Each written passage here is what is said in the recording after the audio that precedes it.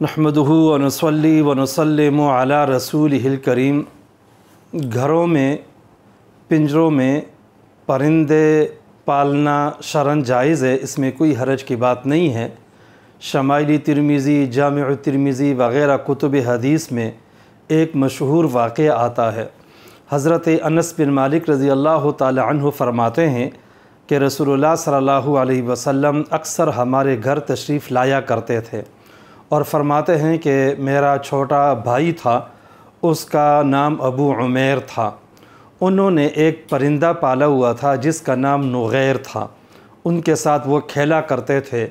एक मरतबा रसूलुल्लाह सल्लल्लाहु अलैहि वसल्लम हमारे घर तशरीफ़ लाए तो अबू उमैर छोटे बच्चे को देखा कि वो बड़े मग़मूम और परेशान हैं।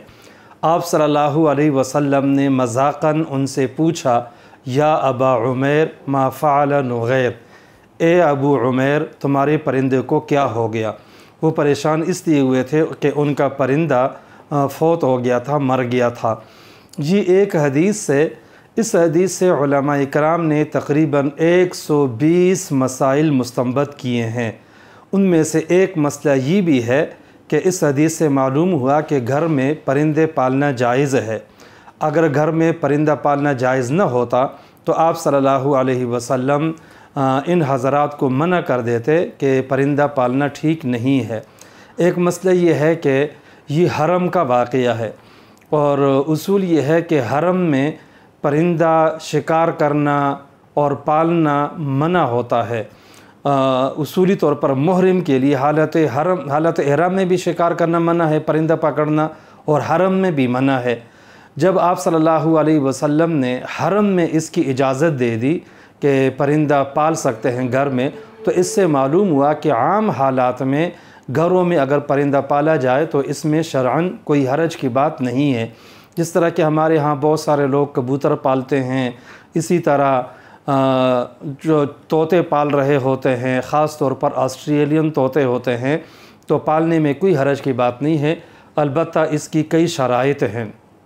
पहली शर्त यह है कि जहाँ परिंदे रखे गए हैं पिंजरा और उनकी जगह वो कुशादा हों, उनके लिए वहाँ पे तंगी न हो।